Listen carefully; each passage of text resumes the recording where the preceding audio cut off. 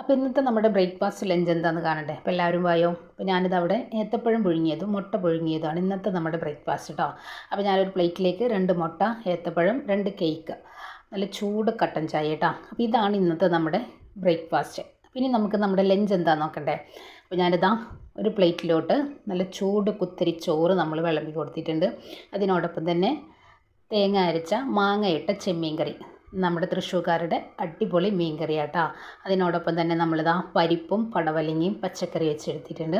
അതും നമ്മൾ ഈ ഒരു ചൂട് ചോറിലേക്ക് വിളമ്പി കൊടുത്തിട്ടുണ്ട്. പിന്നെ നമ്മുടെ വീട്ടിലുണ്ടായിരുന്നിട്ടുള്ള കോവക്ക തോരൻ, അതും കൂടെ നമ്മളിതാ തേങ്ങ ഇട്ടിട്ട് റെഡിയാക്കി എടുത്തിട്ടുണ്ട്. നല്ല അടിപൊളി തോരനും നമ്മൾ വെച്ച് കൊടുത്തിട്ടുണ്ട്.